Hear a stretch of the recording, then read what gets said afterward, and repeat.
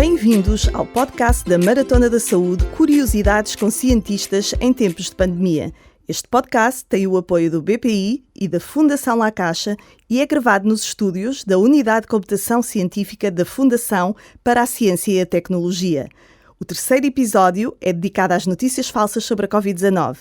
São nossos convidados David Marçal, bioquímico, comunicador de ciência e autor de vários livros sobre desinformação, designadamente nas áreas da ciência e da saúde, e Joana Loureiro, bióloga que fez investigação em imunologia e virologia durante quase 2 décadas e é atualmente comunicadora de ciência no Instituto Gulbenkian de Ciência. Passo a palavra à Joana e ao David. Olá, David. Olá, Joana. Olha, vamos então começar aqui a nossa conversa sobre notícias falsas e desinformação em tempos de pandemia.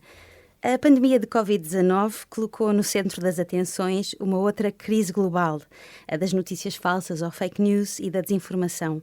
Por que é que tu achas que o tema específico da Covid-19 se revelou um terreno tão fértil para este outro fenómeno? Bom, este é um tema muito em foco, ao qual as pessoas dão muita atenção, que se cruza com uma série de dimensões e temas para os quais já havia uma proliferação bastante grande de notícias falsas e de desinformação, designadamente acerca das vacinas. Por outro lado, criou uma certa aversão de muitas pessoas e incompreensão acerca das medidas de contenção, do confinamento. E uma forma de os questionar é questionar a ciência, é questionar os dados que justificam esse confinamento, que justificam essas restrições à sua liberdade individual. E nesse sentido, isso foi um grande, digamos, as pessoas foram sempre procurando, os produtores de fake news, esses argumentos, digamos, uma primeira grande onda de fake news e desinformação foi acerca da gravidade, da desvalorização da gravidade do vírus, portanto, um pouco por essa atitude um pouco subversiva e um pouco, digamos, em defesa da sua liberdade egoísta. Por outro lado, como o vírus teve origem na China, também alimentou alguns sentimentos xenófobos e até racistas, que também já eram coisas pré-existentes. Portanto, acabou sempre por servir como leitmotiv, portanto, para reavivar velhos preconceitos, velhas ideias que são aqui recicladas na forma de fake news como nova desculpa. Sim, era um fenómeno antigo a que se apresentou um novo palco, na verdade, não é? Olha, havia alguma previsão, assim, com base científica, que o mundo pudesse passar por uma pandemia ou fomos mesmo, entre aspas, apanhados pelo vírus? Eu diria que as duas coisas. Havia de facto previsões, muitas pessoas já tinham alertado, até na literatura, na ficção, em TED Talks, em relatórios, até porque tínhamos uma experiência recente com o coronavírus, designadamente o primeiro, o SARS-CoV, em 2000, 2013, e depois tivemos o MERS, mais restrito ao Médio Oriente, 10 anos depois, e agora tivemos o SARS-CoV-2. Portanto, já havia uma noção muitíssimo realista e bem documentada que, designadamente até esta família específica de vírus, os beta-coronavírus, poderiam saltar com uma relativa frequência para os seres humanos. Portanto, e há preocupações com outros tipos de vírus, designadamente os vírus, novos vírus da gripe. Portanto, eu penso que as pessoas, de alguma forma, do plano intelectual, no plano conceptual, no plano abstrato, havia muita gente que tinha a noção que isto era uma possibilidade real. Mas, de facto, acho que fomos todos apanhados um pouco de surpresa, porque estas preocupações um pouco abstratas e de médio e longo prazo, de perigos não identificados imediatamente no tempo, são coisas a que as pessoas reagem com alguma hesitação, designadamente o poder político e também a opinião pública.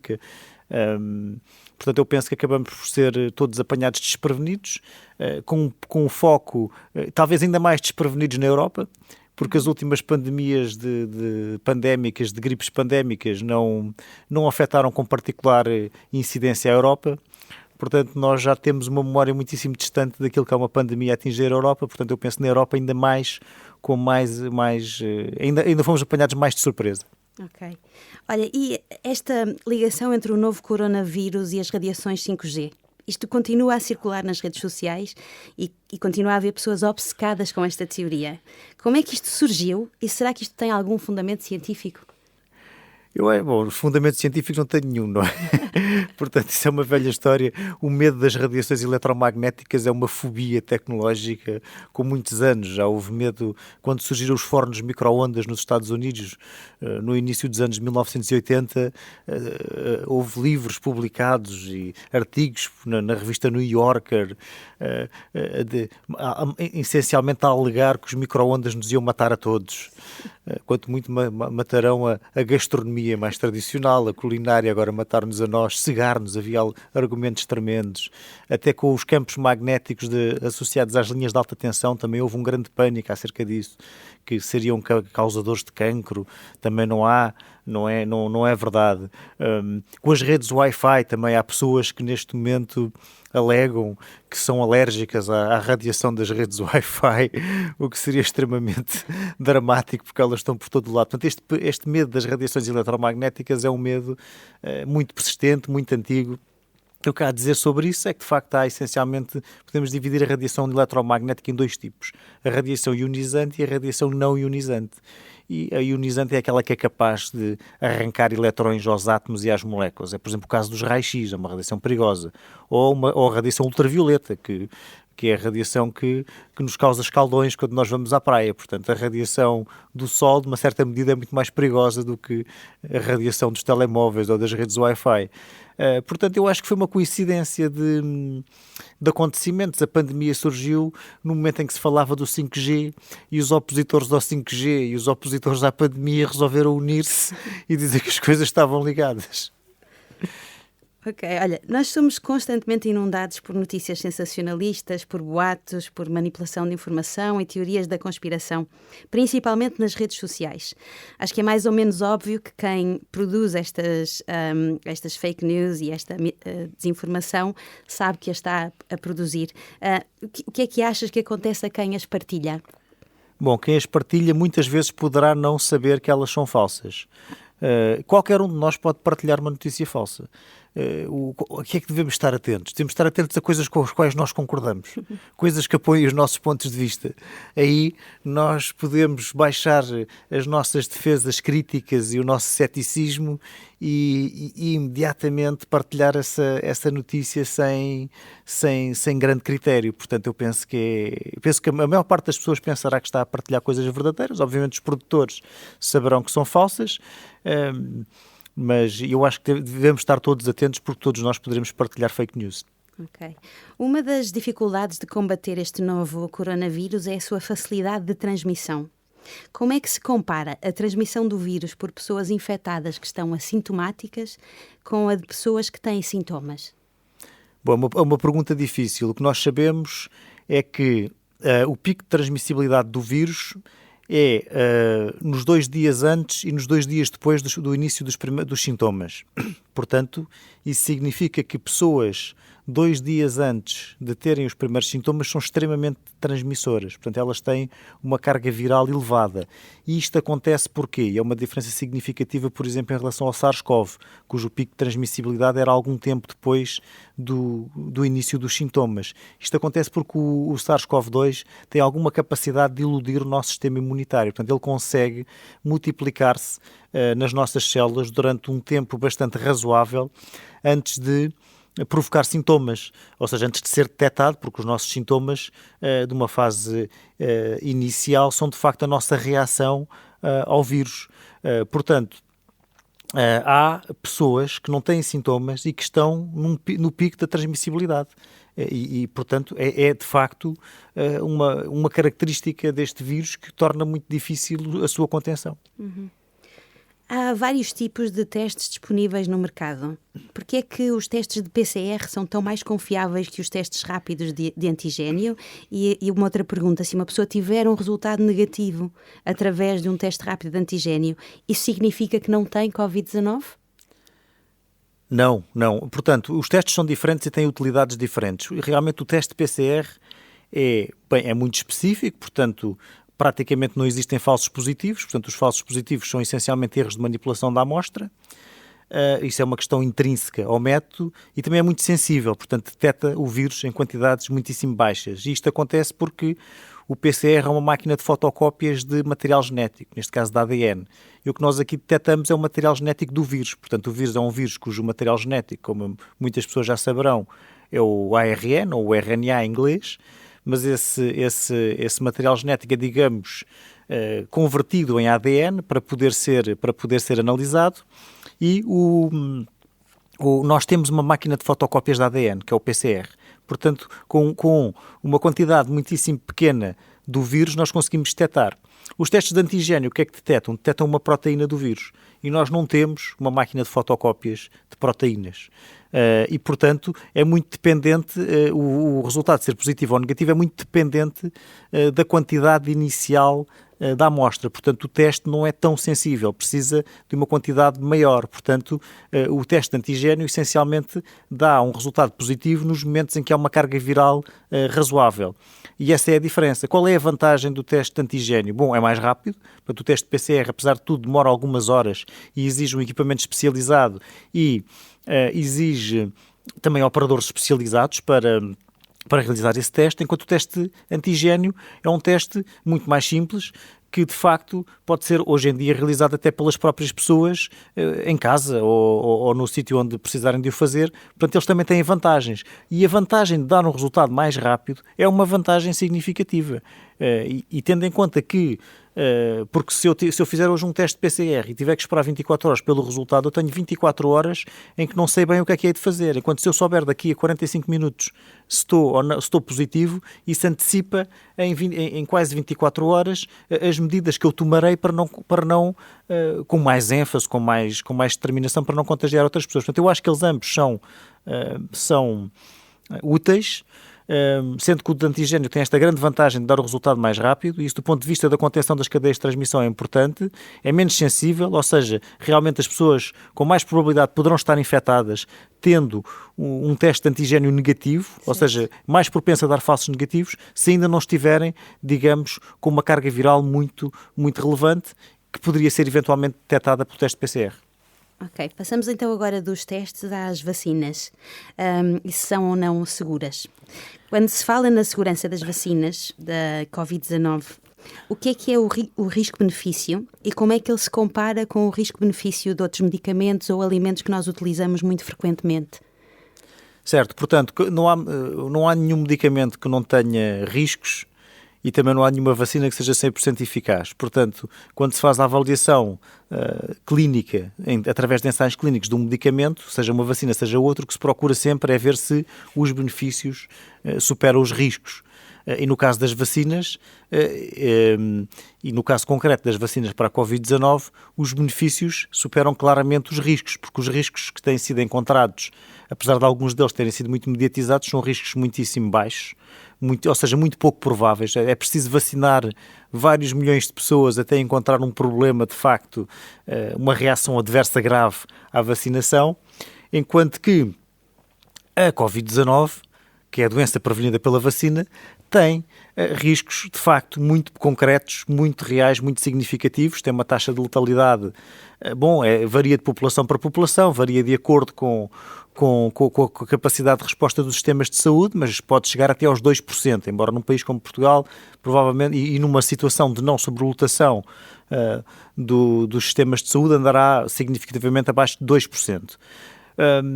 Portanto, numa situação pandémica em que a probabilidade de ser infectado pelo vírus é real, há sempre uma vantagem enorme em ser vacinado, até porque as vacinas têm riscos muito baixos de reação adversa. E a mensagem que há a dizer sobre isto é que todos os medicamentos que nós tomamos têm também riscos e há a possibilidade de termos reações adversas em casos raros e continua a valer a pena tomar os medicamentos. Há também algumas pessoas que veem algum fundamento científico nas notícias que circulam que as vacinas podem alterar o ADN humano. O que é que tu achas sobre isto? Bom, acho que não é. Portanto, as vacinas que estão em Portugal, que são, bom, as vacinas de RNA, o material genético nem sequer entra no núcleo da célula, que é onde está o nosso ADN precioso, não é? A nossa molécula de ADN em cada célula. As vacinas de adenovírus, como as vacinas da AstraZeneca, também não alteram o ADN. Portanto, o que acontece é que não há, no funcionamento normal da vacina, não existe essa possibilidade, não está previsto, não há uma modificação, isto não é edição genética. Portanto, a vacina não faz de facto isso. O que a vacina faz é tira partido da maquinaria genética da nossa célula para produzir uma proteína do vírus. Agora, no fundo o que dá é uma adenda àquilo que a nossa maquinaria genética vai fazer. Agora não mexe no nosso grande livro de instruções, que é o nosso ADN. No fundo dá ali uma instrução que fica à parte e que não interfere com o nosso grande livro de instruções, que é o nosso genoma. Sim, o ADN que é introduzido depois é eliminado e não temos que nos preocupar com o que vai acontecer ao nosso próprio ADN. Olha, a pseudociência tem tido um enorme sucesso no contexto da pandemia. Pelo menos parece ser um marketing mais forte que o da própria ciência, que nós podemos ver na televisão, nas redes sociais e até nos canais de vendas. A que é que tu achas que este sucesso se deve, da pseudociência? Bom, a pseudociência está um pouco orientada para o público a que se destina. Portanto, há pseudociência para vários apreciadores e isso é sempre uma garantia de sucesso, quando nós não temos que ter a realidade em conta para fazer uma mensagem que agrada à clientela, digamos assim. Isso, obviamente, é muito eficaz. E há uma certa seleção natural também, entre aspas, ou uma seleção digital da pseudociência. Portanto, aquelas ideias que têm mais acolhimento acabam por ser as que persistem, as que subsistem. E há uma produção enorme de disparates. Portanto, é verdade, quer dizer, acho que a pseudociência tem grandes argumentos, muitas vezes é apelativa porque fala a ideias que as pessoas já têm, no fundo acaba por confirmar. Por exemplo, a pseudociência relacionada com produtos naturais apela a pessoas que estão convencidas que o natural é que é bom e que não há riscos na natureza, ou apela à quimiofobia, às pessoas que têm medo das substâncias químicas.